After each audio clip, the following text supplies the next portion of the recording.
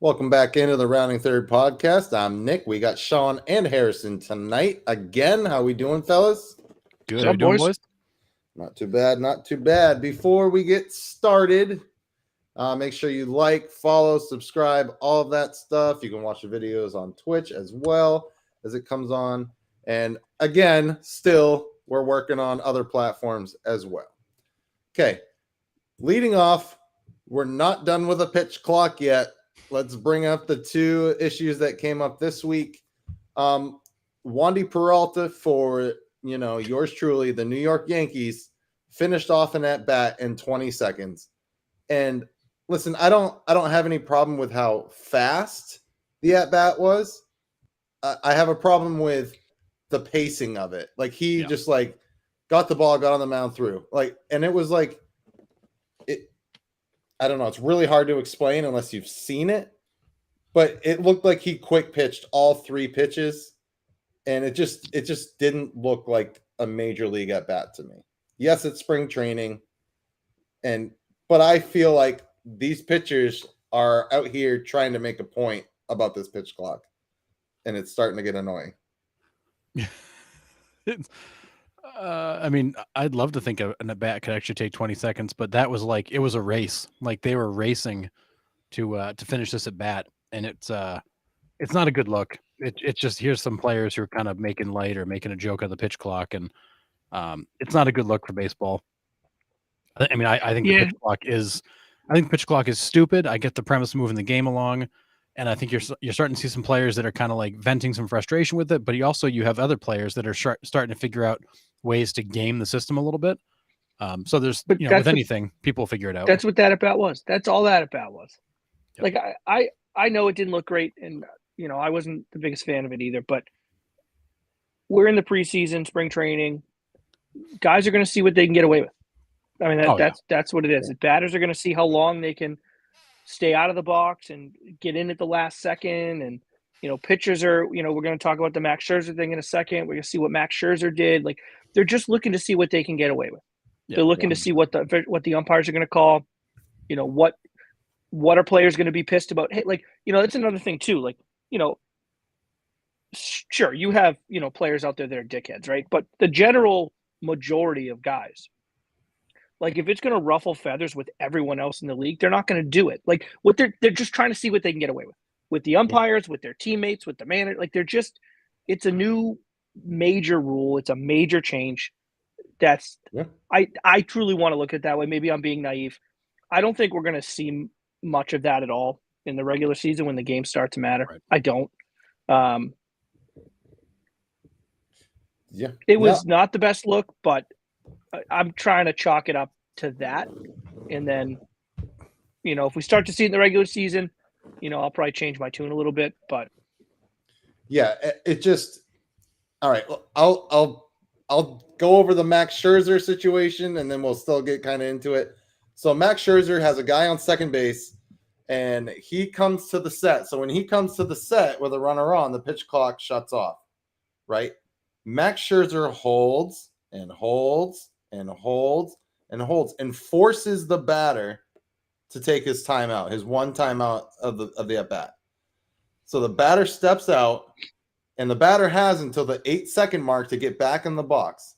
So the batter starts digging back in 9 seconds, and Max Scherzer's all ready to go, and he just fires one in there and strikes the guy out. Now, again, trying to push that, find that loophole. I mean, look at the Red Sox. They still did the shift with Joey Gallo and stay within the new rules, right? They pulled the left fielder over into short right, so they're finding loopholes. Yes, it's spring training. I agree with Sean.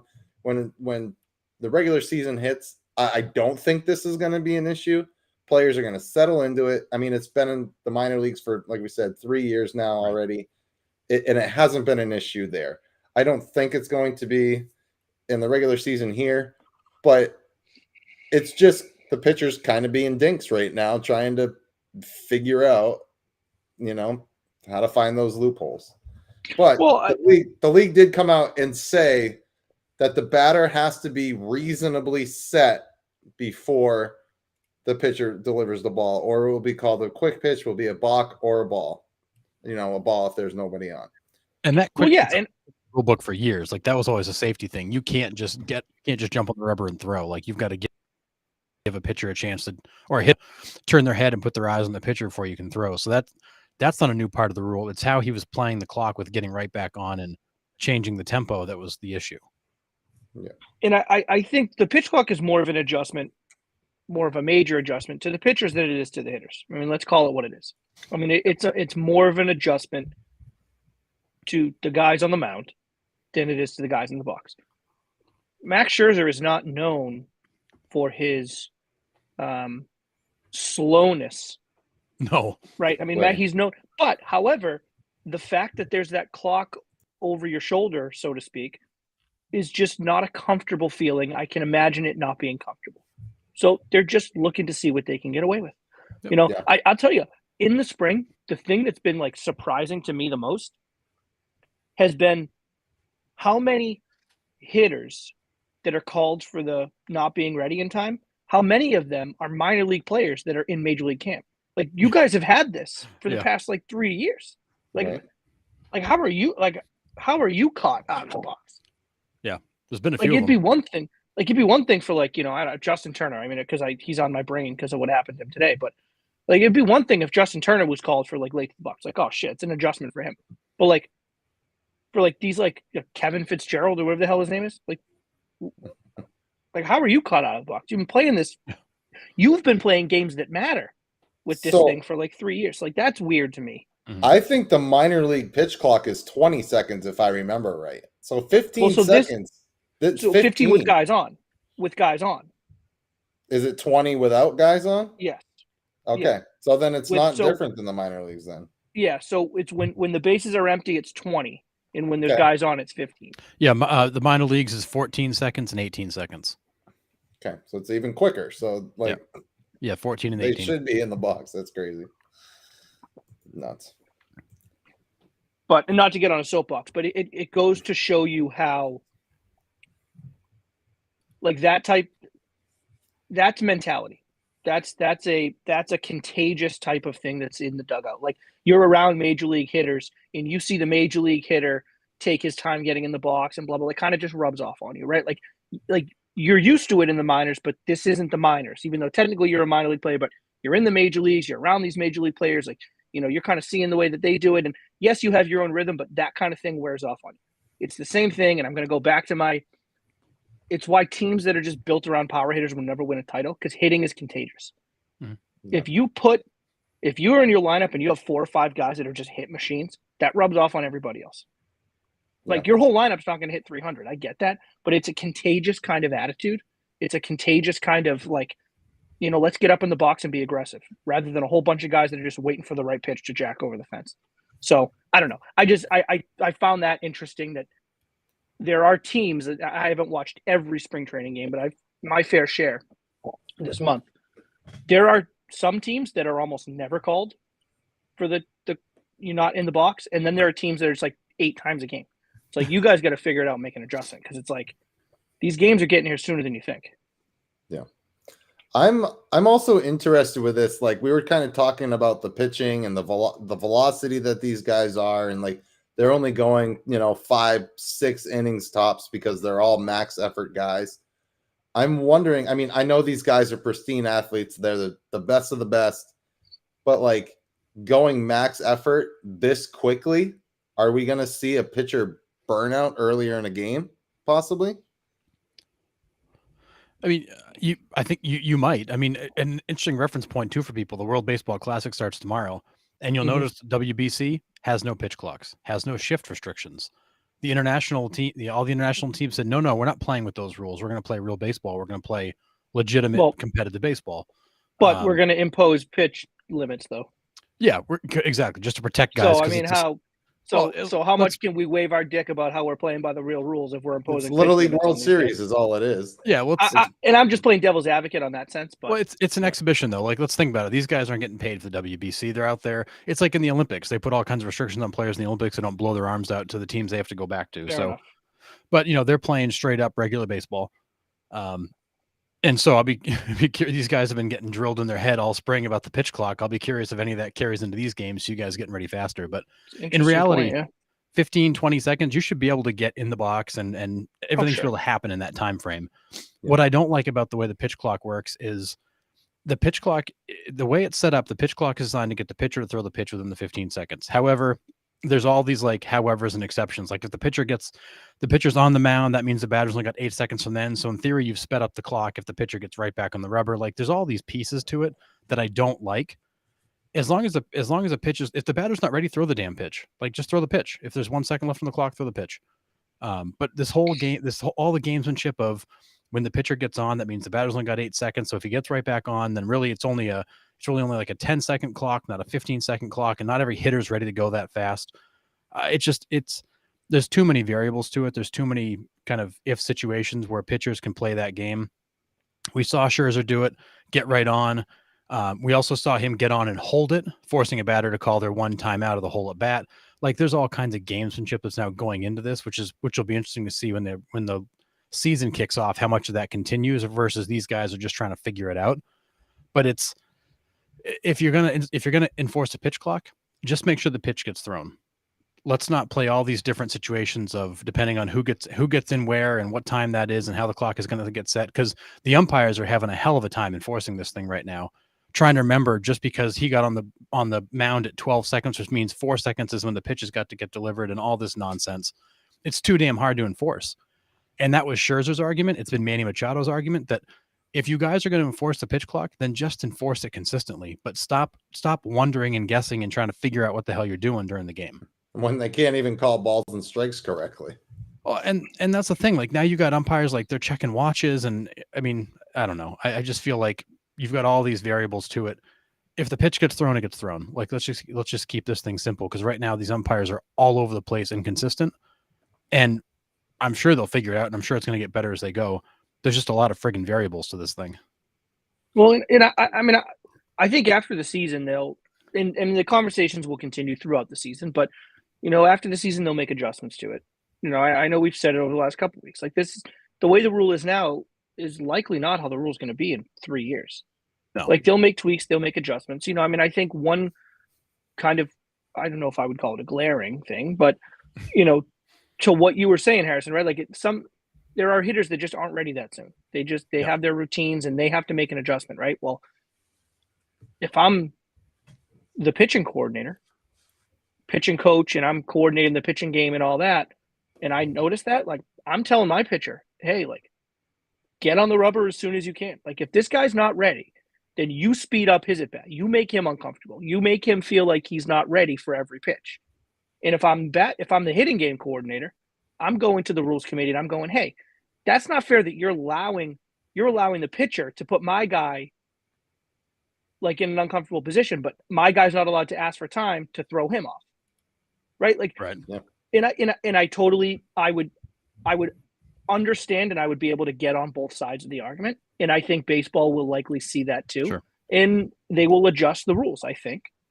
I think when we talk about 4-hour baseball games, 4-hour baseball games are not because hitters are calling time all the time. No. Like that's not why games are 4 hours long. Like, so if you allow a batter to do that, to mess with the rhythm of a pitcher, I really don't think you're talking much more than a mere 2 or 3 minutes on a game. Right. Listen, so my hitters don't need help hitting below 240, as we talked about last week. Like they don't need help hitting below. It's a mess right now, but like we've said, the minor league, has figured it out, and it doesn't seem to be an issue. And then, these two scenarios popped up this week, and it was just them trying to push the envelope, kind of make a point, but they'll fine tune it. They'll tweak it. They'll figure it out. But it was not a good look. Either one of those. Yeah. Interesting. A couple interesting stats for you guys. I was looking at this before we started the pod. So in 2021, that was like the last kind of best full year of stats. In 2021, Major League Baseball used there's a total of 909 pitchers used in games. And that was, so 909 different pitchers used in games. in 1990, look at 1990, 483. So you're using twice as many pitchers. Yeah. You're also striking out at almost 2x the rate from the same time span. That's a lot of friggin' pitches being thrown. A lot of pitches being thrown. Right. All these deep counts, the foul offs, the strikeouts. I miss the days of a guy like Greg Maddux who would pitch a complete game on 78 pitches because he'd have 5 strikeouts and a boatload of ground balls. These pitch counts just go forever, and the number of pitchers with all the specialization. It's just the game goes forever from like the 6th inning on. Yeah. Yep. But I worry about this pitch clock in, the playoffs when a guy's trying to get the signs and he's got 7 seconds to get back in the box to hit the 8-second clock to then get to the 0, or he's going to get a strike called against him.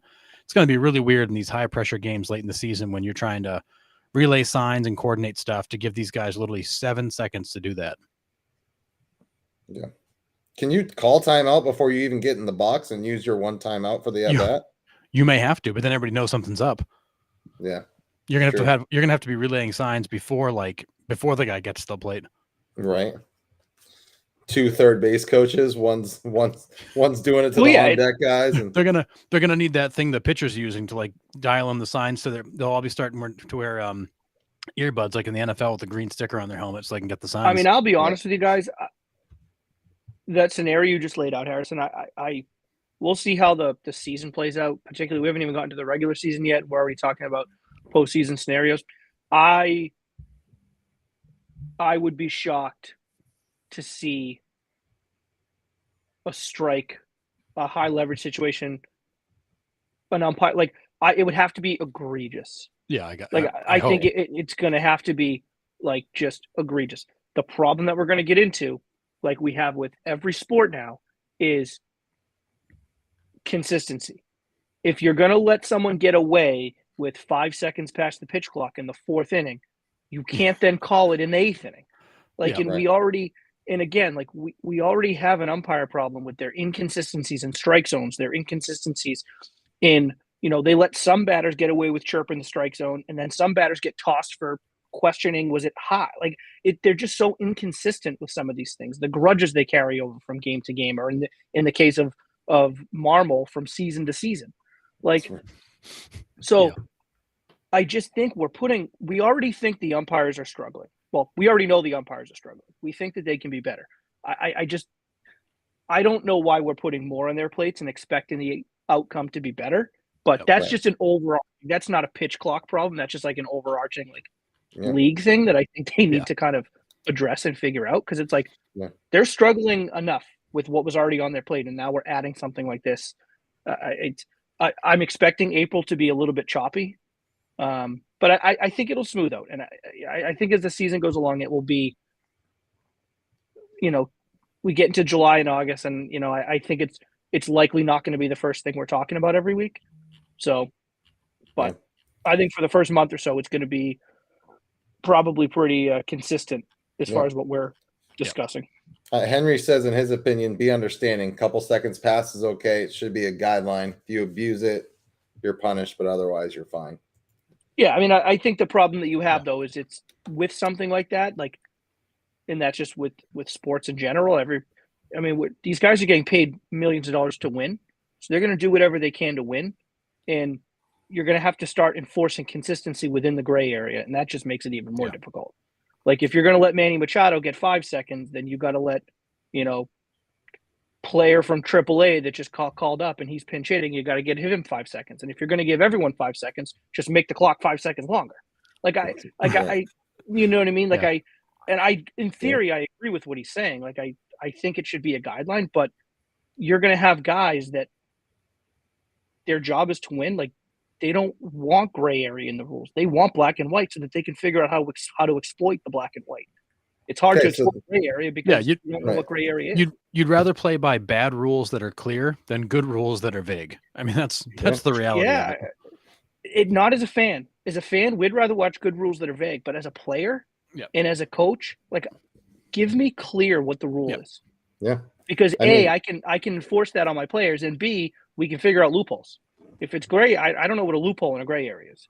All right, so here's the solution. We put a pitch clock, and as soon as the pitcher takes the rubber, then the hitter's clock starts. Both in center field, right underneath each other. Multiple clocks. There we go. Gray area fixed. Okay, moving on. I mean, but you're assuming Angel Hernandez can tell time once, let alone twice. Get all mixed up. Yeah, never mind. Anyways, all right. Well, We'll move from that. Can there be replay on the clock? Like if is a clock violation, you call a strike. Like, can they get a replay to review the clock? God. I mean, automated strike zone's coming next, so maybe they will. Honestly, that's the only way to enforce all this crap is going to be with a computer. That way, when the time hits, the friggin' buzzer goes off, and there's no questions about it. Yeah. Well, yeah, true. But we're going to be sitting here, bitch moaning and complaining about some pretty big playoff games that end on a computer buzzer. Like no one's. Oh, for we're sure. getting to the point, but we're getting to the point now where you can't please everybody, and everybody wants perfection, but perfection does not exist in professional sports. It doesn't happen. No, it doesn't. The players Game aren't perfect. 7. The coaches aren't perfect. The officials aren't perfect. And the rules, for that matter, aren't perfect. Like we want perfection, and because we have money on the line as gamblers, and the players get paid so much, and we pay so much money to go in person, and like everyone wants perfection. It's just not. It's not perfect. It will never be perfect. Yeah. And by messing with all this stuff, we're making it worse because we think that things are going to make. We are setting the expectation that this is going to make it better. But I'll be honest with you, I'm not sure baseball can get much better than what we had in the late 90s, early 2000s. It is what it is. And the game has evolved over the last 20 years, and I don't think it's gotten worse. It's gotten different. Yeah. It's gotten different. Like you said, I mean, we've doubled the amount of pitchers that come into games. We've almost tripled the amount of pitches that are thrown within a game. Mm-hmm. So that's not anything a rule can change. That's just the way the game is. It's the way the players have adapted. It's the way the managers are managing teams. It's the way that front offices are putting their teams together. It's not something you can fix with a pitch clock or telling an umpire that he's got to check his watch every 4 seconds to make sure that the batter is paying attention. Like it's crazy. Well, and what's interesting too is like when you actually look at the total stats of across, you roll all of baseball up into a statistical line year by year. The game in the last 20 years really hasn't changed that much. The overall ERA is about the same, runs per game is about the same. Oh, sure. Yeah. I mean, the funny thing is that with all these changes, the game itself remains about the same. It just, you're getting the same result in a different way. The game looks different. You're winning games on 3-run home runs, not stringing together 5 hits. Right. It's just, it's the game has evolved, to Sean's point. And at the end of the day, it's back to its statistical average, and the game looks about the same as it did 20 years ago. Which brings you back to, if we're in the same place we were 20 years ago, and the game continues to kind of hover around a statistical average, why are we messing with all these little components to make the game, trying to make the game more watchable for people that aren't going to watch it anyways? Baseball is what it is. Nobody's got the attention span for baseball anymore. Why not work with what you got rather than make these wholesale changes to turn it into something that it's not? Because people think the pitcher and batter matchup is boring. A lot of people, casual fan, doesn't like that chess match part of baseball. Like, I can sit there and be like, all right, he's going to bust them up and in, and then it's going to be a changeup or off-speed pitch and low and away. And I have like casual friends that will watch a game with me, and they're like, how do you know that? It's like, because it's a game within the game. Like, you're only here to watch the hitters hit. Like, like the casual fan doesn't go to be like, all right, this pitcher's setting him up, right? He's throwing soft stuff away, and then 97 at his letters in on the hands. Like, people don't watch baseball like that, like we do. Well, it's I mean, we can spend we could probably spend an entire episode on this. Like, the problem is multifaceted and multi-layered. I think there's a problem in announcing in baseball. I think the right announcers can get people back into it. I mean, you give me, remember when John Smoltz was with Fox? Yes. You give me a John Smoltz commentated game. I mean, to your point, what you were just talking about, Nick, like the pitcher batter battle relationship gambit, and the hard in, soft away, hard up, soft down, wasting pitches like that. John Smoltz was perfect for that. Like he was. He explained everything. He would explain why some hitters were susceptible to it, why some hitters weren't, or why some pitchers really struggled to go away with soft stuff. And he would get into the mechanics of things. Now, granted, like does the average fan consider that minutia every night? Yeah, probably. But that's how you're going to get people back into it, because that's what people ultimately want. Like, the reason why people only care about batting is because batting is the only thing they know well enough to find exciting. Right. If you are educating people enough about the game, about pitching and the relationship and the battle with the batters and the battle with base running, hopefully we see a little bit more base running in the game now with this pitch clock. Like, that could be one positive, that it brings back maybe a little bit of base running. Well, you start getting into, hey, like, that's another thing the pitcher and the catcher have to worry about. Like, you start making that interesting and exciting, like, people are going to want to watch it.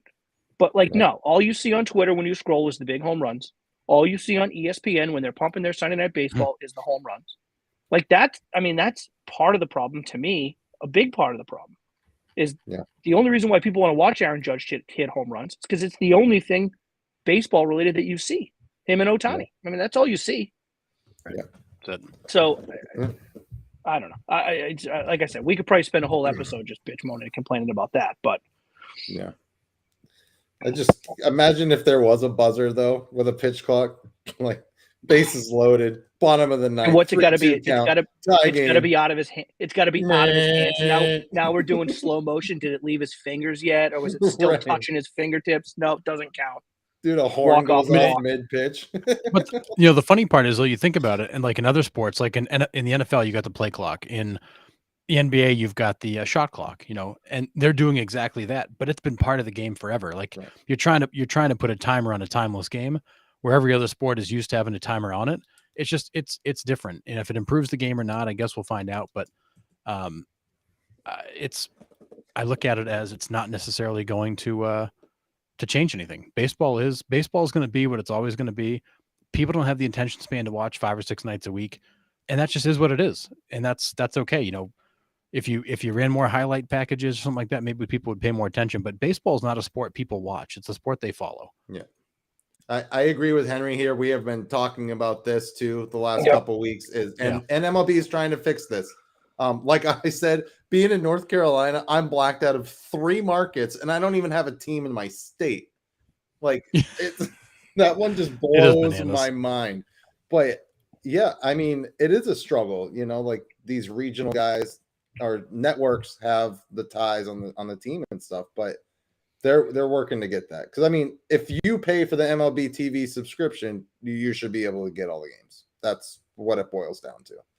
But yeah. I couldn't agree more. Yep. Yeah. And I mean, like we said, it looks like baseball's trying to fix it. And I'm not gonna crown them until they get it done. But at least it's a step in the right direction that they're trying to fix it. I couldn't agree more about the social media presence. We've been bitching about that since we started. I think our first episode last year. I was in a screaming match with you guys about social media. Like, it's just it's so embarrassingly bad for baseball. Right. Like we should be able to throw up a video clip on this podcast to show you what we're talking about, and we can't. Like that just blows my mind. I don't even think, like, it's so crazy how against something like that Major League Baseball is, while out the other side of their mouth talking about how they need to promote it better. Yeah. Right? It's like they recognize, we recognize, like, it's got to be promoted. We got to promote our stars. That's why you see Ohtani on ESPN, and that's why you see Aaron Judge being advertised all the time, because we know we need to promote it better. Oh, but the people that love baseball, we're not going to let you guys tweet it, though. Yeah. Like, how does that make any sense? Well, it's like the shows that we've run highlights like during the pod, they're all copyright infringement, like blocked on YouTube. Oh yeah. It's like, what the hell? Yeah. Crazy. Yeah, it's crazy. I have like 7 followers on Twitter. So, like, I'm not saying me personally, but like if I was to tweet out a video of something that I thought was an incredible play or an incredible at bat or an incredible strikeout, and I'm like, hey, we're going to talk about this on Monday night. Tune in on Monday night. We're going to talk about this at bat. Baseball will be like, cease and desist. You can't do that. Yeah, CIA is at your door, taking you to jail. That is mind-boggling. Yeah, that is mind-boggling. Whereas if I did that for like the NBA would retweet it. They'd be like, yeah, go listen to this guy talk about our sport because it's awesome. Yep. Like, that's what baseball needs to be doing. Yeah. But I mean, it's just Instead, you got 80-year-old white men in office making the calls about 1950s baseball still. Well, oh, yeah, you got guys in the front office. You got guys in Major League's front office. You got guys in baseball front offices that have never actually played baseball, and that's the hard part. Is you've lost that tribal knowledge, that background in the game. Yeah. But anyways, Yep. we could beat that dead horse for hours. Yeah, we'll move on. All right. Some kind of upsetting news because I wanted to watch this guy play in the WBC, but Vladdy Jr. is out. Does that make a difference for the Dominican Republic? I mean, it's pretty much next man up, I think. But yeah, I mean, it makes a difference. I mean, he's a fantastic player. Makes I mean, it impacts the team. Yeah, you're not replacing him for sure. No, but does it make an impact in their standings? Possibly. I mean, they're still making it out of the bracket. 1,000%. Yeah. Right. I mean, like, really, the Dominican Republic, and we talked about rosters. And anytime we talk about rosters, 99 out of 100 times we're talking about the lineups. And the lineup's going to miss them, no question. But of the pitching staffs, the Dominican Republic is still gross. Yeah. The Dominican Republic pitching staff is not just best in the bracket. I think best in the whole tournament by a pretty healthy margin. Yeah. So, sure, it's going to suck not having Vlad, and it's going to impact the team, no question, because a bat like that is going to impact you. I'm not so sure it really changes where they're going to finish, whether they win it, whether they lose in the finals, whether they lose in the semifinals. Like, I don't think missing Vlad's going to really impact it that much unless they have another huge injury. Like, I mean, obviously, if the World Baseball Classic turns into a war of attrition, well, then it's going to hurt them. But if that's the case, then losing Vlad's not your biggest problem anyway. So, right. You know what I mean? No, the Dominican lineup, the Dominican roster was far and away the best in the series. Losing him just brings him back a little closer to the teams that are in second and third, but that roster is still probably the best in the entire Classic. Yeah, and I think it's the pitching that puts them over the edge in the sense that we talked about it briefly, I think a couple weeks ago, but the United States roster, I do like the lineup. I like the United States lineup. The pitching leaves a little bit to be desired. Yeah.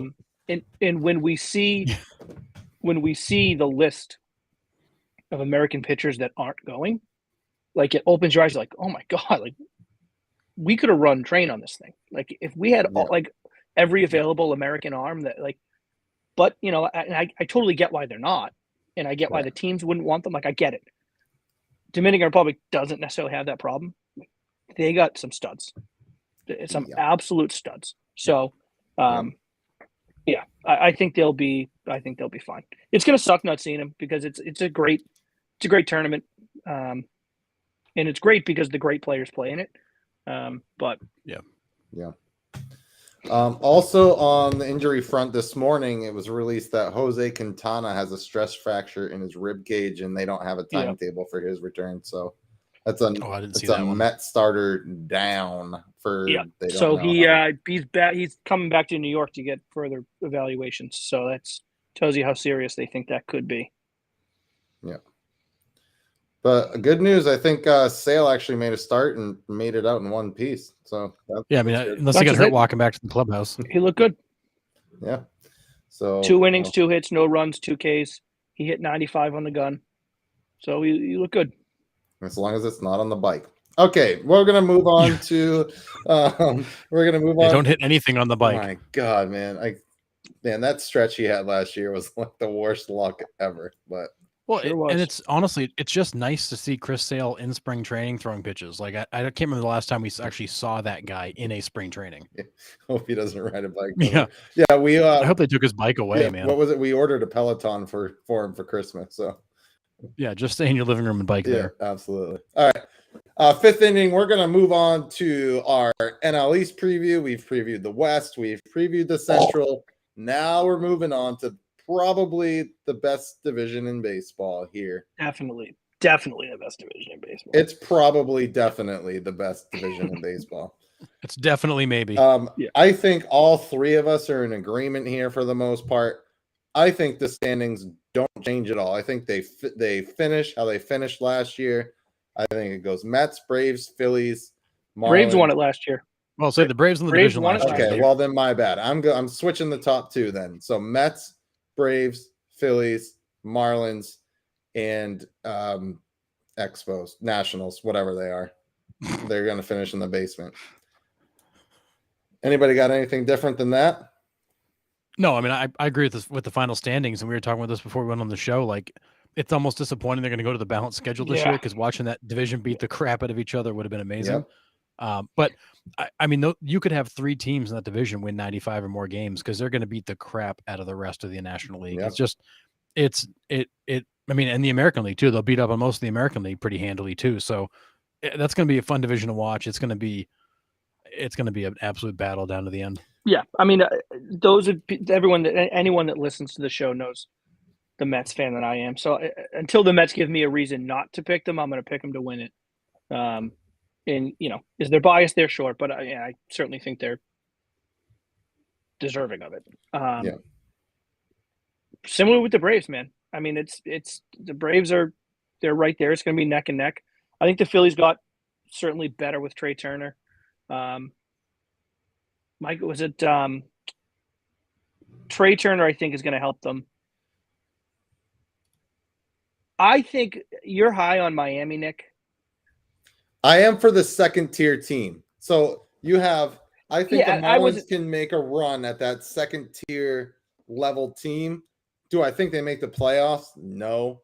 Well, no, not in that division. Their pitching is going to carry them a long way. Yeah, losing Pablo Lopez was, not the best. But you still have Sandy Alcantara that's going to win 20 games. Those other young arms are going to win 15, 18 games possibly. I mean, and with the balanced schedule is only going to help the Marlins here. Not playing the Mets 19 times, not playing the Braves 19 times, not playing the Phillies 19 times.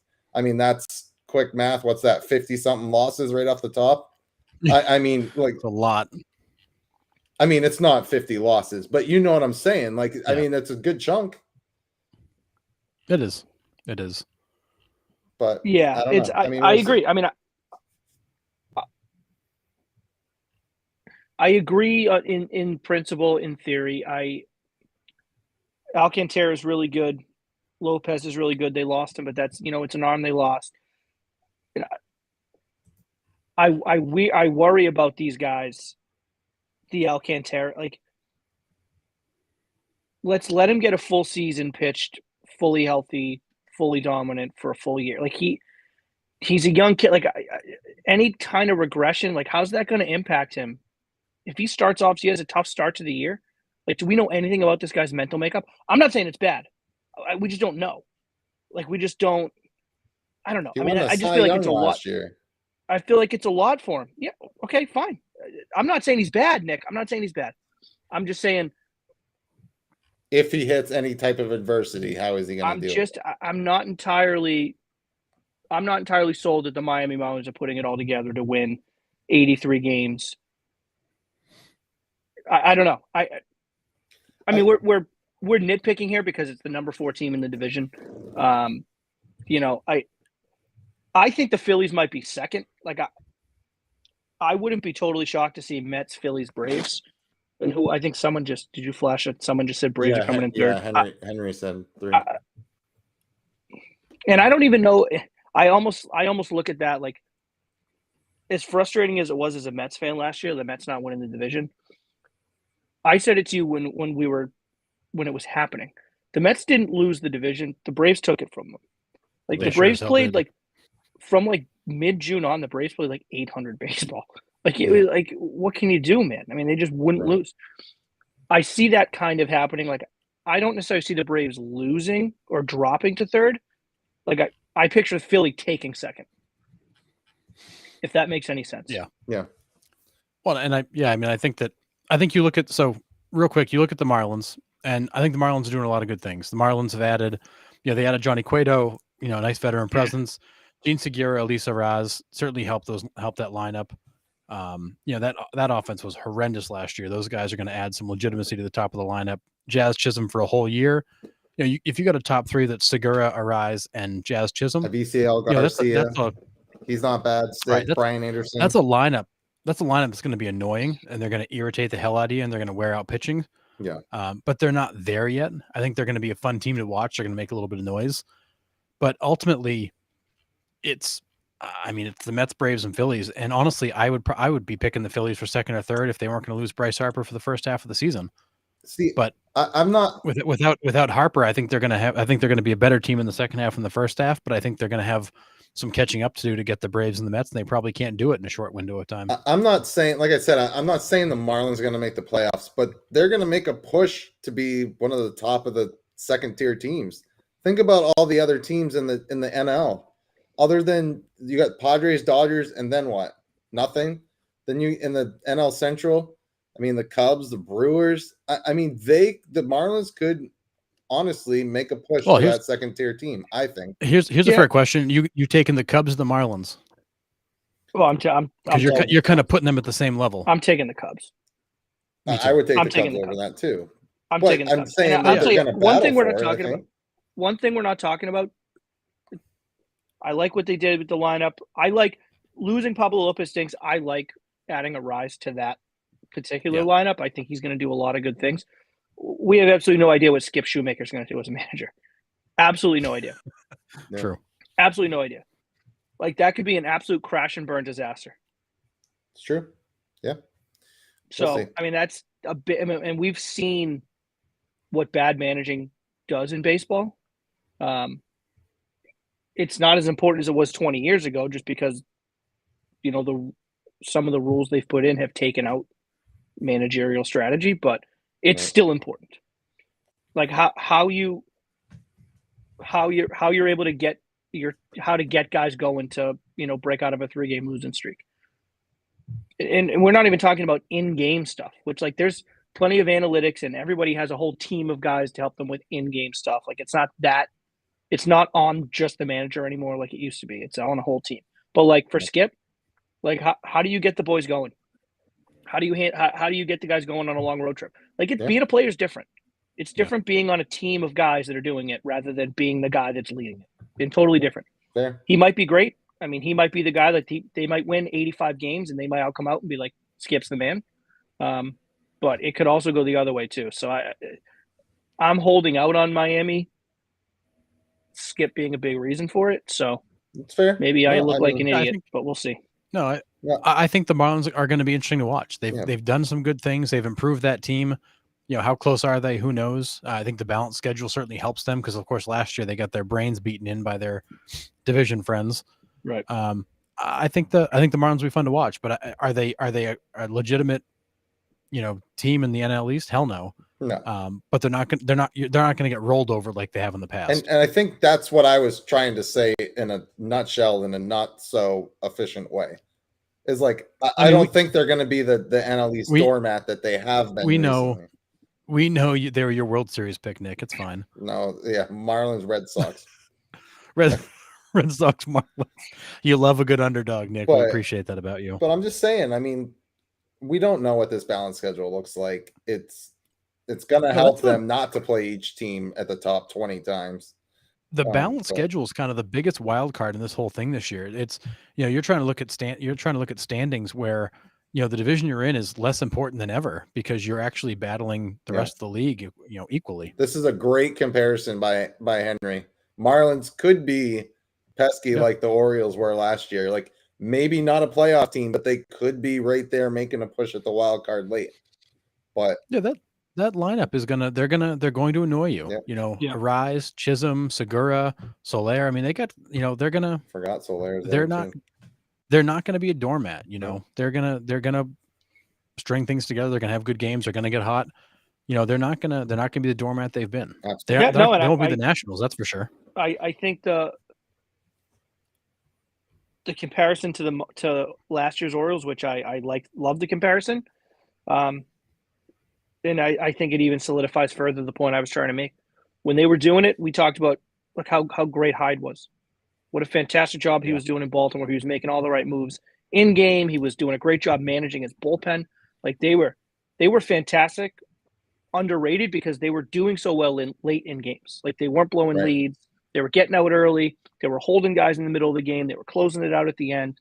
And that just goes to the manager. And so if Skip can do that too, I think you guys will be spot on because I think the lineup is going to be pretty good. I think Arraez is a great addition. The pitching staff as a whole is there. Alcantara was certainly won the Cy Young. I think he has the capability certainly to do it. Whether he can, it's hard, man, to put back-to-back seasons like that together. It's hard. I agree. It's hard. So, I mean, we'll see. We'll see. I could certainly see them being pesky. I could see them winning 73 games and being kind of a bust. I see them going both ways. Fair. Yeah, totally true. But I will say, to go back to Henry's point with the Phillies, when you look at that Phillies lineup without Bryce Harper in it, you're banking on Kyle Schwarber having another career year to fill the Bryce Harper void, which he was out of his mind last year. But you look at the back end of that lineup, and you're going to have Nick Castellanos, good hitter, Derek Hall, Alec Boehm, Bryson Stott, Brandon Marsh. Outside of the top four, that lineup's not scary. And without Bryce Harper in it, if Schwarber doesn't hit 40 bombs again, they're not going to have. There's not a ton of power in that lineup either. So, I think the loss of Bryce Harper in the first half, unless guys like Schwarber continue to have massive years, I think that's a big hit to that team because Schwarber was out of his mind last year, and the rest of that lineup is not exciting. But they're thinking Harper's going to come back sooner than what we think. He's already taken swings.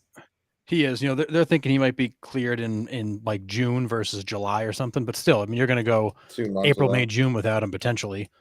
And maybe he comes back even sooner. But that lineup last year, and the playoffs were a great example of that. That lineup, once you got past Bryce Harper in it, did nothing for them. Yeah. 5 through 9, that lineup is not impressive. Yeah. Fair.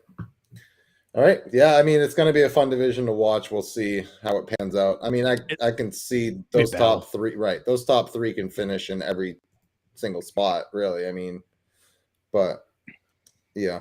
I mean, it's safe to say that all three of those teams go to the playoffs again. Yeah. And probably all win 95 or more games. And it's kind of crazy to think you could have 3 95-game winners in a single division. Yeah, crazy.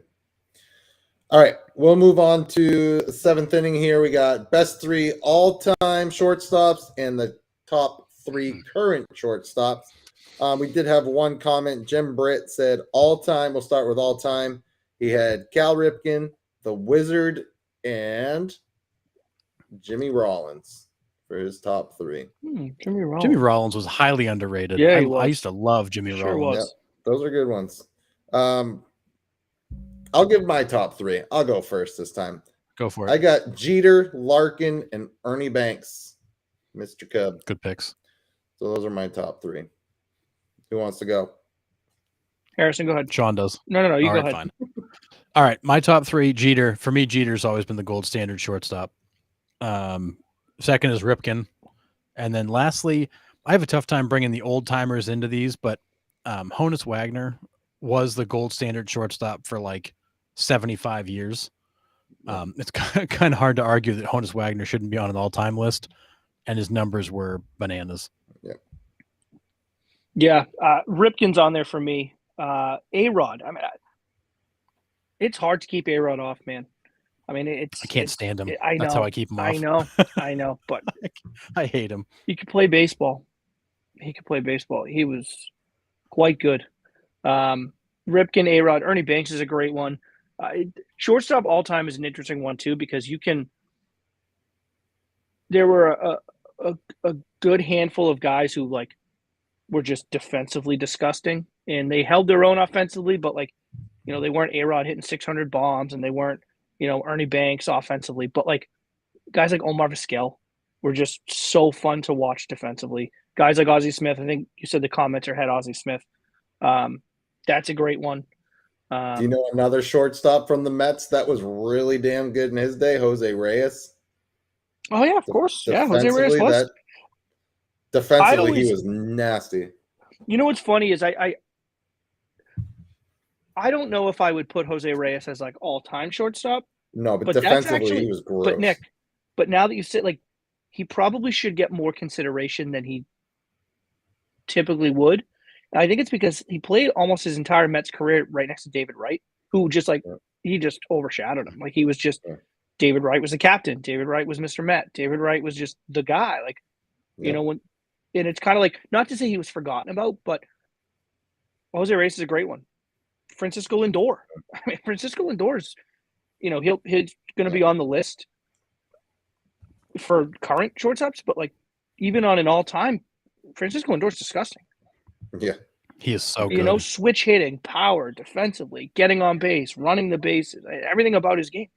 So, yeah. And the funny thing with Lindor is he left Cleveland, kind of had that one rough year in New York, and like got forgotten about.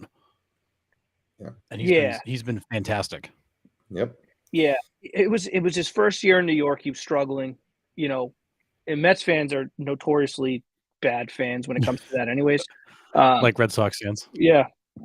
And halfway must be why you love the Mets and the Red Sox. Huh? Halfway through the bad season, they gave him the extension, and people were like, "What are they doing?" And I honestly think like it's got to be tough, man, to like kind of grow up and cut your teeth in an organization in a city like Cleveland. And it's nothing against the Indians organization or the Guardians in this sense, but then you go to New York, and it's not just New York; it's the team in New York that is so hungry for like a championship. Like, and like you're supposed to be the savior. Like you're supposed to be the guy that gets it done. Like he wasn't even that bad that year. He just he wasn't MVP caliber. Like he was fine. Yeah. Once he was comfortable, average. Once he was comfortable, once he got the extension, he knew he was there to stay. He knew he didn't have to play for his contract year over year. He was back to the old Francisco Lindor. Yeah. So why don't we just slide into the current players now? Jim Britt did have Francisco Lindor. He's got Xander Bogaerts, and then Wander Franco is his top. Wander Franco's good. Got to stay healthy, but Wander Franco's a good one. That was I feel like we kind of got ripped off. He had that great rookie year, and then he was basically out for most of last year. Yeah. Yeah, he was one of my top fantasy picks too, and that one hurt a lot. Yeah, your team was loaded with guys at missed time. Yeah, it's fine.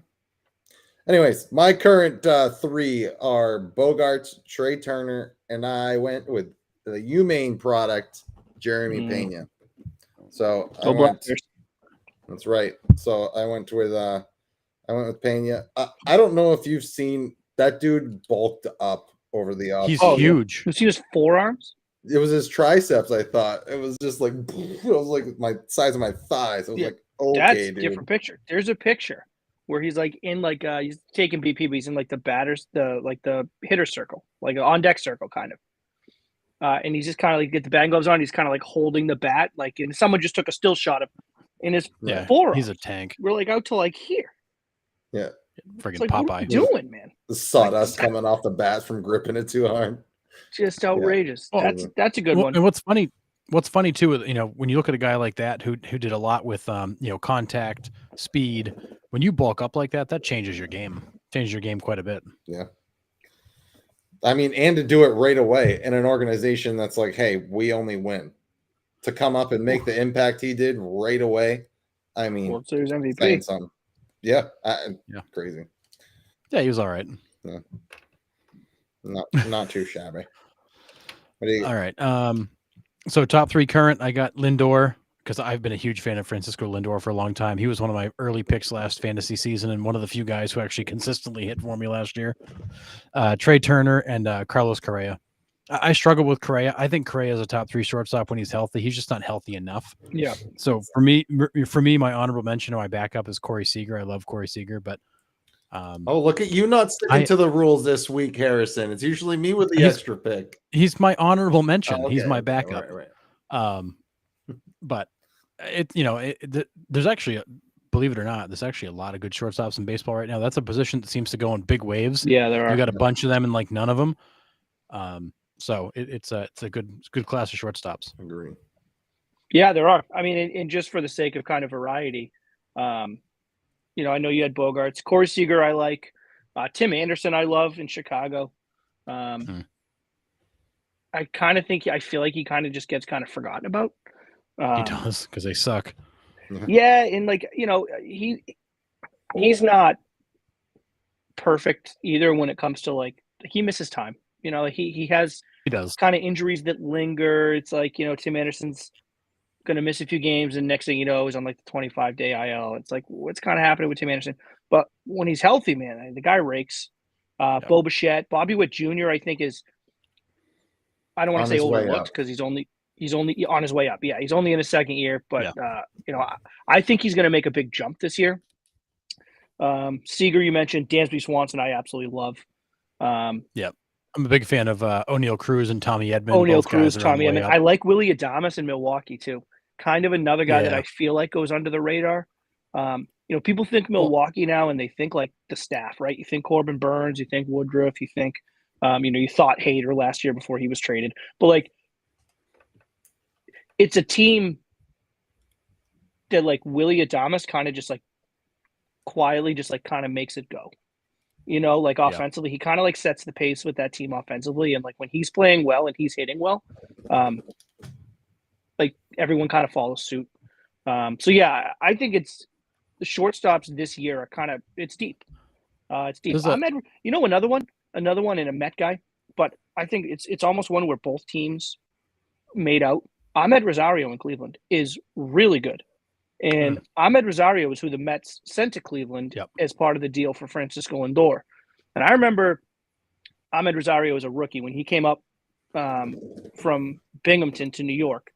And he was a guy that came up the bench, and he was a speed guy that pinch ran and, maybe would go out and play defense. And he, quick little kind of pretty decent glove, but clearly had some bulking up to do, some maturing to do, like in his body. But Cleveland, I think, was spot on when they said like the potential that a guy like him had. Yeah, he's really good, and I feel like is kind of doesn't get talked about enough just because of how like top ended the shortstop talent pool is. Like, and I'm not saying he's up there with guys like Correa and Bogarts because he's not yet, but he kind of just flies under the radar when we talk about current shortstops. No one really talks about him. I think he's going to have a good year in Cleveland. Yeah. Yeah, there's two young guys too that I think will be fun to watch. Vaughn Grisham over there in Atlanta, taking over for Swansby. Yep. All indications are he probably isn't the defensive player Swansby was, but has a better or equivalent bat. What's that? You said Swansby? You said Swansby. Oh, yeah, Dansby Swanson. I made it one name. I love it. I'm just going to call him Swansby. That's what he is. Swansby. Yeah, I made it one name, Swanson. Sorry, his name. I always trip on his name. It's all good. But I think that'll be fun to watch. Oswald Peraza in New York with the Yankees will be fun to watch. And I think one player we can all kind of declare is no longer in that even upper half is Javi Baez. He had those couple of years where he was considered to be in that kind of elite class of shortstops. He has absolutely fallen off a cliff. And honestly, he might be the worst signing of the free agent shortstops in the last probably 5 years. Yeah, it's bad. Henry says Trey Turner, Xander Bogaerts, and Dansby for his top three. I have Dansby in my top three. I love Dansby. Another guy I really liked for the past 8 years, and he kind of is still there, but he's not really getting it done offensively, but kind of still shows up and like maybe once a month he's good for like a disgusting play like defensively. He's Brandon Crawford in San Francisco. He was, do you remember like 6-7 years ago? It was both defensively and offensive. He's like, this guy's just unbelievable. I mean, he's older. I mean, it's just kind of what happens, right? Well, that's the thing. He's no longer in his peak, but man, he was at his peak. He was so good. He was, and he still every now and again though, like he'll give you like one of those flashing level plays. You're just like, oh yeah, Brandon Crawford's still alive. That's right. Like he just kind of does things defensively at times. Yeah. Well, yeah. I mean, I see his name pop. Guy's still in baseball, but he's only 36. I mean, it's not like he's not he's not Tom Brady out there at 40 something still strolling around, but he's been around for a long time. He's had a lot of good seasons. He was with San Francisco for that whole run. He's been a key part of that team. And he was a big reason they won 110 games the season before last, too. He was really good. He was on a tear. Yeah, he was. Yeah. All right. Well, there was only like 3 or 4 shortstops we didn't mention, so sorry if you didn't crack the top 25, JP Crawford, but it just happens to be that. All right. We are going to move on to our rounding third question. We did not really get any responses from our viewers, but I am kind of curious about what you guys think.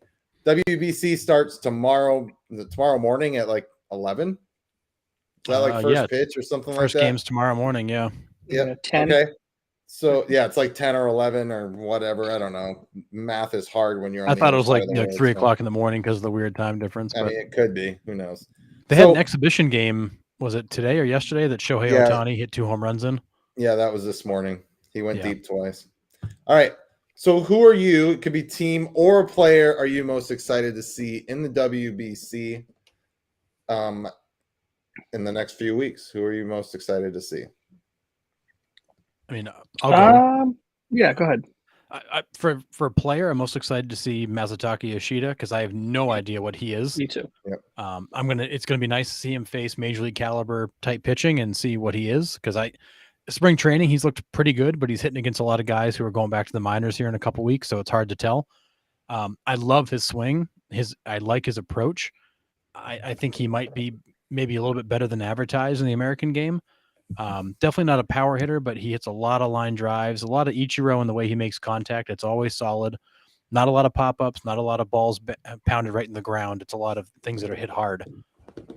Looking forward to seeing him. And I'm looking forward to seeing Team USA. I think that in the past they've come in as the favorites or as one of the favorites, and I think this year they're really not. It'll be interesting to see how they respond because they're going up against a couple of really freaking loaded lineups, especially with the DR. Yeah, but we're not in the same bracket as the DR, though. No, they're not. You won't see them for a little while. Right. Yeah, you got to get out of the bracket. Yeah, I mean, I think Yoshida for me as a player is probably the one. You know, as fun as it's going to be to like watch the Dominican Republic lineup just mash their way through. Like, we know who they are, right? Like, we've seen these guys. Like, we know Yoshida, considering he's coming to Boston, I think is going to be it. Shohei, I agree too. You know, but I mean, we know who Shohei is. He's going to put on a show. And you know, no pun intended. But like Shohei is going to hit the ball really far. Shohei's going to put up disgusting at bats. Shohei's going to get on the mound and he's going to blow people away. Like it's like I don't think we're really going to be surprised at what we see from him. Yoshida, I'm excited to see just because Harrison, what you said, we haven't seen him. Team wise, Team USA, yeah. Dominican Republic, Venezuela, in Mexico are like the two teams that I'm like excited to watch because I think both teams have the potential to not just like upset teams and do some damage, but like if things break right for Mexico, like I can see Mexico winning the bracket over the United States, not just making it out. Center fielder they got. Jaron Duran out there trying to track stuff down. I will say this, all joking aside, and that was a terrible play with Jaron Duran last year, and like again, it's never going to be forgotten. He's looked a lot better this spring training. Yeah, he's put up some good at bats. He's battled. I think Mexico is a team that can really get it done. So I'm excited to watch them. Yep. Yeah, absolutely. I'm with you. Team aspect, other than obviously USA, Japan, Dominican, is the Venezuela Mexico team. Yep. I'm kind of interested to see the other teams that we don't know anything about. Chinese Taipei and Great Britain. I don't know anybody on those teams. Sean, you almost said that with a straight face. Israel. Well, we do know a couple people on Israel. We know Israel. But Ryan Lavarnway is on Israel, right? Lavarnway, and so is Peterson, Jock Peterson. Yeah. I cracked a little bit of a smile when I said Great Britain. I'm not joking. I didn't even know they played baseball in the Czech Republic. It's called Rounders. I have no idea what that team's about. These are just cricket players they gave round bats to. I have no idea what that's about. I mean, not to make light of it too. There's half the teams in this thing have zero chance of really making any noise, and then you got a few teams that are kind of in the middle, and they might be interesting to watch. That's what kind of where Mexico and Venezuela fall. Then you got the 3 or 4 teams that are sitting clearly at the top that everybody's chasing. But I will even put Canada in that Mexico Venezuela level too. Yeah. Like Canada's got some good players.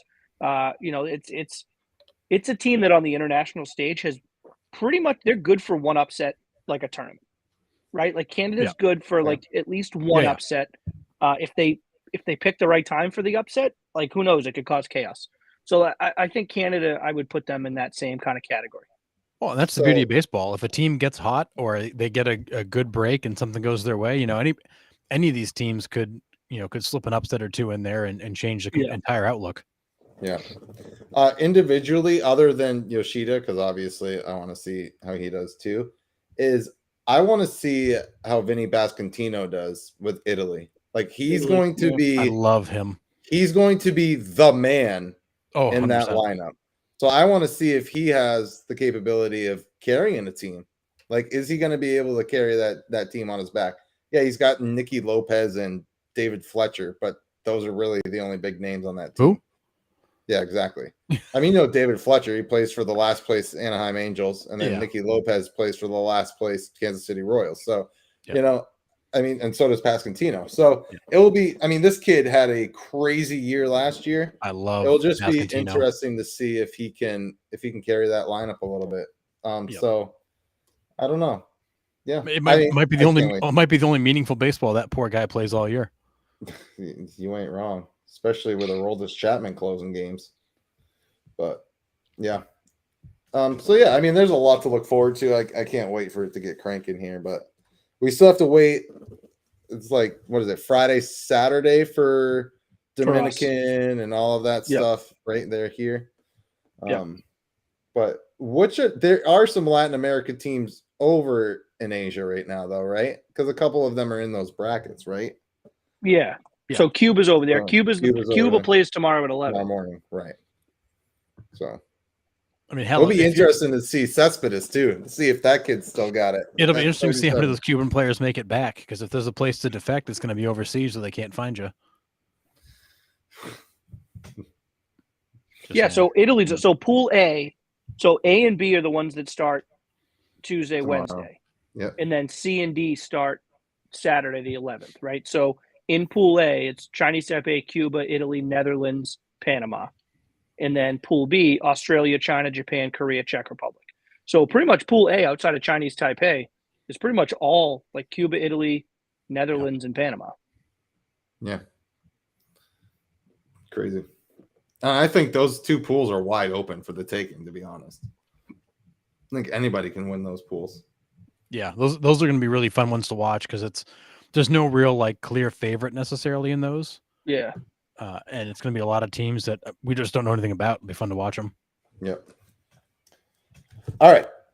So that starts tomorrow, like we said. Then the U.S. Stadium, the C and D start on Saturday. So we will obviously be recapping that stuff next Monday. But we are going to start heading home. That was the wrong tab, Nicholas. Okay, heading home. Here we go. Like we mentioned earlier in the podcast, Justin Turner took one up and in off the face today. Luckily, it's merely a flesh wound. He just got stitches. No structural damage, no broken bones, just swelling and stitches. So that's good for Red Sox fans. Good for Justin Turner, because I mean, anytime somebody gets hit in the face like that, it's just, God, it's hard to watch. But I saw some interesting points online, not to bring the pitch clock back, but when a pitcher feels rushed, what usually happens? Where do you lose your release point? Right. But yeah, this is like the pitchers aren't. The pitch clock, it's not like basketball. Like the pitch clock doesn't run all the way down. Right. As soon as you come to the set, it stops. As soon as he's in, he's not rushed once he's here. Yeah. Wow. I mean, I get it. I get I need to.